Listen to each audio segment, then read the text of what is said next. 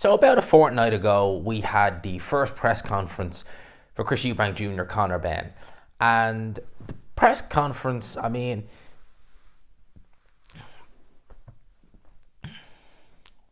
so about this day 2 weeks ago, we had the kickoff press conference for Conor Benn, Chris Eubank Jr. up in Manchester. And at that press conference, there was a lot to digest, an awful lot. Come the end of the press conference, when both guys came face to face, Chris Eubank Jr., he hit Conor Benn with an egg. The egg being in reference to the fact that when Conor Benn failed back-to-back PED tests in the summer of 2022, he tried to use the excuse that it was contaminated eggs, or basically eggs, to exonerate himself, so to speak. No one's really buying that. And just off topic, it's going to be very interesting. Now, I've said this on the channel several times and I'll say it again. I think, and I've thought this for a long time, Piers Morgan is a despicable human being. He really, truly is. He really, really is. I've no time for him at all. But I will definitely tune into his show, because this Friday anyway, because he has Chris Eubank Jr. and Conor Benn on it. And judging by the trailers, looks like it's going to be pretty interesting. It's probably the closest thing we're going to get to a kind of face-off, the zone style with Ade, that we're going to get for this fight. And just looking on the trailer, it looks interesting. You've Conor Benn basically saying, I think Eubank was obviously insinuating again, why was there stuff in your system? Oh, maybe there was, maybe there wasn't. Not really the kind of thing you want to be saying when you're proclaiming your innocence for the last 2.5 years. So that's going to be an interesting watch. But going back to Chris Eubank Jr., quote unquote, he egged me to Conor Benn this day 2 weeks ago. The British Boxing Board of Control have now stepped in and they've taken affirmative action. What action, you may say? Well, I just want to point this out, right? We've had fighters in the past fail PED tests, and some of them have got bans. Some of them, in Conor Benn's case, he didn't really get banned. He didn't fight in the UK for a couple of years, but he was still able to essentially carry on his pro career to an extent. He was obviously greatly reduced in terms of fights. He only fought once a year against fairly nondescript opponents, but nevertheless, he didn't serve a ban. He didn't really have any recourse at all. Again, nor too did Dillian Whyte. Obviously, Dillian Whyte was meant to be fighting in April. He's got a finger injury. He injured his finger. Showed pictures. Looked horrible cut. Well, actually, it was more than a cut. It looked like he really did a job on his finger as well. Horrible gash. But Dillian Whyte, another one, adverse analytical findings in August of 23. He has a fight in Ireland about this time last year, actually. It was Paddy's Day last year. And then closes the year off last year, 2024, with a fight in Gibraltar, and is now seemingly good to go in the UK without any, again, realistically, no recourse. Realistically, there's no real recourse for that. And you've had other fighters. I know Johnny Nelson spoke about this, that fighters in the past have served silent bans.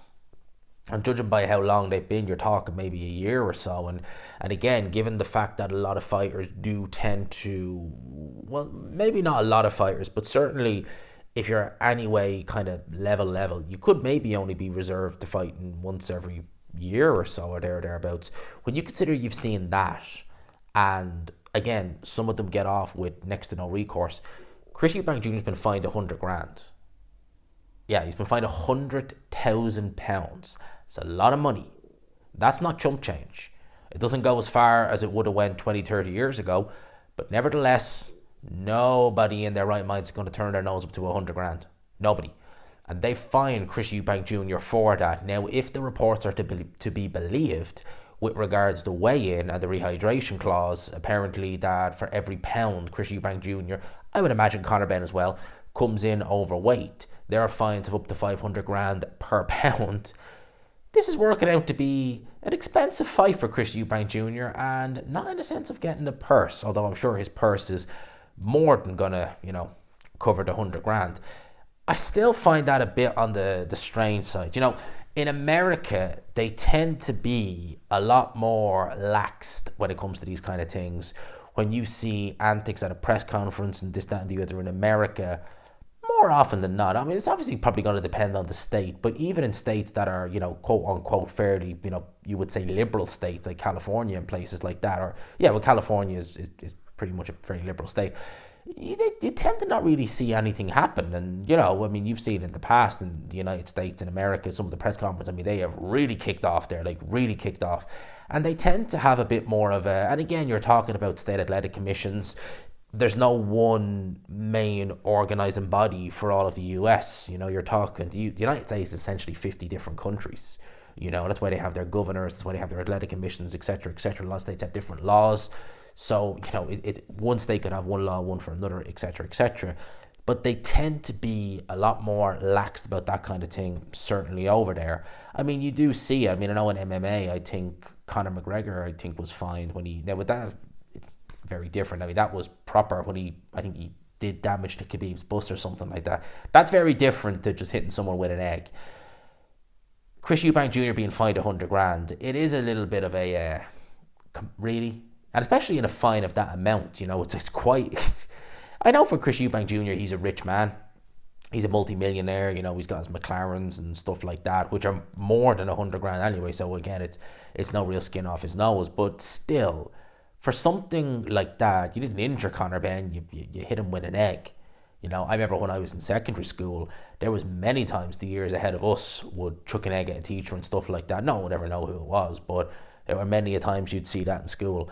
I know it's very different, but still, like it's an egg. 100 grand for an egg, really? So, yeah, big fine for Chris Eubank Jr. If anything, though, and I said this at the time and I will reiterate it again, Chris Eubank Jr. in that one instance, in that one moment, he turned this fight, because I'm not going to lie, I was kind of looking at this fight very much kind of, will it, won't it?